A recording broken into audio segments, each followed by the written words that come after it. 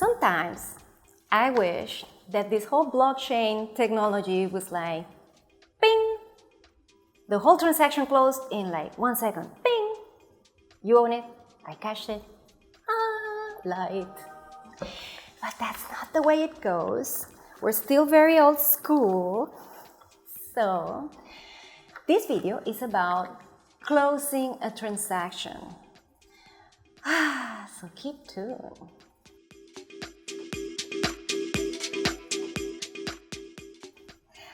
For many years, this has been one of the most delicate parts of a contract. Of course, the signing and getting the right product, but at the end of the day, the closing becomes that one delicate moment where everything meets and the larger sums of money exchange hands for the product.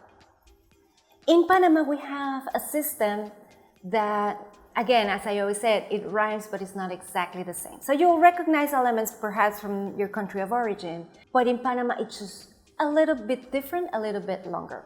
For example, I've never been a realtor in the US, but I hear that the closing in the US is fairly simple. You have insurance companies coming, the closing companies coming, the title insurance comes and pop, and it's pretty much you can close in a week. And that would be like my dream. But no, that's not how it happens here. So, buckle up. This is roughly what it is. You have two scenarios. You're buying cash or you're using financing. So let's gonna leave financing for a while on its own universe because that is a whole thing. If you're closing, most likely your contract says that you have to provide with a letter of payment by a certain date. So that letter, what ensures is that the cash is in your bank account for the purposes of. So it's escrowed in your bank account. So for the first question, can I provide a letter of payment from my bank account in my country of origin? The answer is no. You cannot, because banks here are not going to accept a letter of payment from another country. It has to be, the funds have to be in Panama. Now, you send the money and you find out that you cannot even make a letter of payment because you're not physically in Panama. So don't send the money until you understand the policies of your particular bank in order to get that letter done. Do you have to be here? Can you leave power of attorney to someone? What is the mechanism for you to do this? Okay?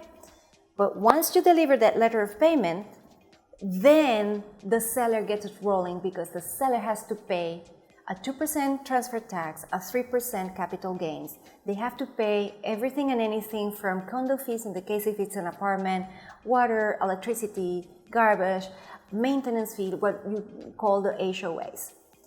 So all of that has to be paid in order for this to now go to a document that's called a minuta. In that minuta, then everything gets transferred from the contract you had already signed into this minuta. All the parties review it, they sign it, that goes into what then you know as the deed. If the parties are signing on behalf of entities, those entities have to have powers for the purposes of that closing. So make sure that your attorneys on each side, they have to provide those documents, everything in original for that. All the documentation is going to be in Spanish. So make sure you have a good attorney. If you don't have attorneys, we can give you a whole list of attorneys. We love them all. We don't take referrals on anybody. We just like good people. So don't go and take some obscure, street looking for an attorney. Ask, and we'll provide you the best attorneys that we've always been working with, and they're really thoughtful, and everybody's bilingual. So everything's going to be in Spanish for the closings. And then once that happens, once the escritura gets signed, it goes to the notary and it goes to the public registry. That sounds kind of simple. At every piece of that chain, there can be comments. So those documents can be back and forth. Once you get into the public registry, it gets qualified, all the documentation gets qualified, and they can have their own comments on the documents.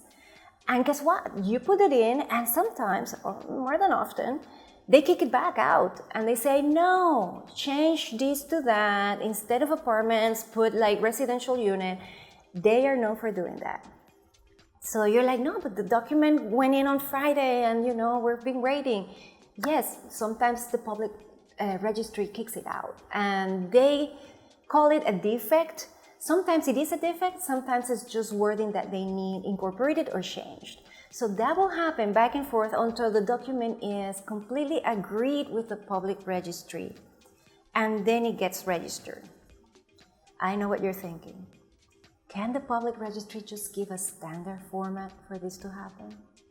Yes, but no, that's not how it happens. So everybody uses their own formats and they're all valid, but once it goes to the public registry, then the individual qualificator will be the one reading it and will be the one in charge. Once it registers, then the seller is able to take that document that comes out, a copy, and change the letter for cash. That's the simple, let's call it, cash transaction. What happens when you have a financing? Let's say there's a seller with a property without a mortgage, and now you have a mortgage. Your bank is going to take on the crafting of the deed. So they'll require a minuta from the seller so that then they craft the deed. And all that conversation between, let's change the comma, dot the I's and put commas here. All of that happens in between the legal of the seller and the banks. I tend to like, and it's often useful, when the buyer's attorney gets involved because he can deal with the legal department of the own bank. Now know that inside every bank, they have a legal department that looks at everything, internal. But they also tend to send that document to an external legal department. So some lawyer that, or just buffet, or just bureau that oversees that externally. So there are 2 rounds of reviews inside every bank. By the time a document gets cleared, then that's when everything gets signed. And it gets signed internally at the banks and then between the clients. So part of the trickiness of getting this close is just taking the document by the hand, making sure in which department is it. Has it been sent to the external lawyers, yes or no? Have they gotten any comments, yes or no? Once it gets corrected so that the document looks the way the bank needs it to look, maybe there's a second round until they finally, everybody agrees that the document is the correct document and everything gets signed. Now, that's one bank. Think when both parties have banks and mortgages to cancel. That's correct. You just complicated it by 2. It can be done. We have been doing it for years, but you need patience. Because it's exactly the same. You go to their bank and the bank has internal legal and external legal, and the owner needs to provide with documents, and it's always the case that those rounds just go on at least 2-3 times, and then the other round goes at least 2-3 times. When finally the document gets into Registro Público or the public registry, they get to have their 2-3 times, and finally it comes out. And then you get the champagne out and you're like, yes, we did it. And you celebrate. So, this is a little bit like going to see Swan Lake at the National Theater. You go see the Swan Lake and everything seems so easy. As a former ballerina, I can tell you, you go behind those curtains, people are running, they are sweating, they are on it, just so it looks, in a way, simple and almost silly on the front. But there's a lot of running around on the back, and this is why. So I felt that it was important to let you know in advance what to expect when you are closing. Some of it is a little bit more extensive when it's a pre-sale, especially, you know, there's a lot going on in terms of when a PH gets created. We'll do a video on what is a PH and all of that. So that's the first time, and there's a lot of legal work just on that. But in terms of the mechanisms of the closing, that is, in a nutshell, what ends up happening, whether it's cash or it's financing, mortgages involved, and kind of like periods of.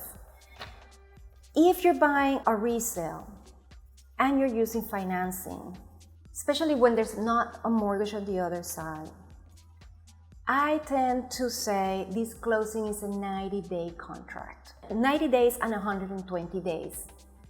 For Panama, I would not do it in less. So you understand, from the moment when you sign to the moment when you close, you'll be giving that letter of payment 45 days in, so that the attorney can do everything they have to do, so that there is some sort of escritura and everything done at 90 days and so on.